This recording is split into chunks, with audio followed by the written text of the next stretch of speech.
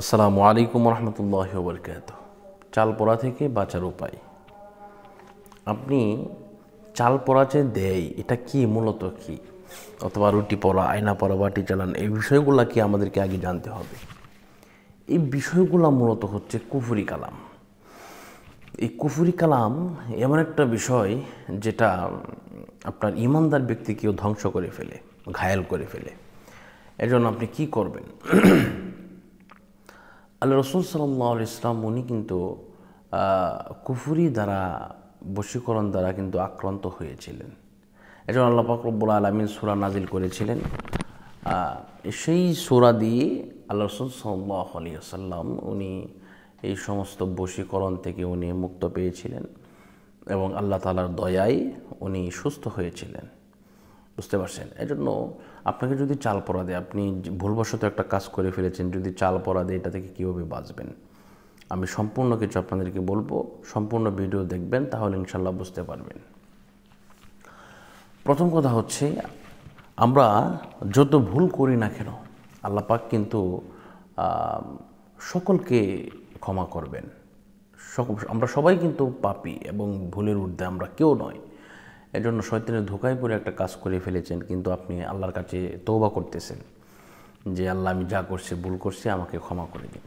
তো এটা ঠিক আছে, কিন্তু আপনি তওবা করার পরেও আপনাকে যে বিষয়টা লক্ষ্য রাখতে হবে, আপনাকে তদবির করতে হবে।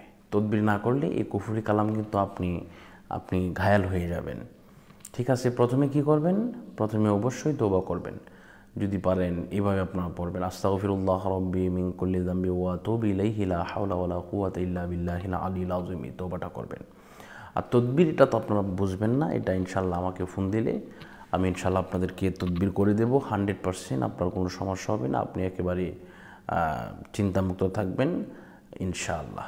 আপনাকে চাল পড়া, আয়না পড়া, রুটি পড়া, বাটি চালান সহ আরও যত পড়া আছে সব কিছু থেকে আপনি হেফাজতে থাকবেন ইনশাআল্লাহ। তবে এমন কাজ আর করা যাবে না, এই প্রমিসটা করতে হবে, আল্লাহর কাছে তওবা করতে হবে।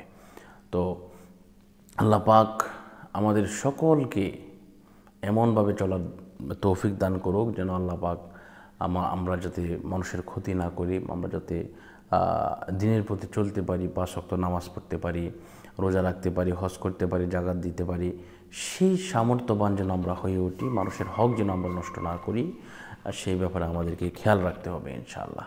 আর কুফরি কালাম থেকে বাঁচার জন্য আমাকে এই নাম্বারে ফোন করবেন, 01643063744।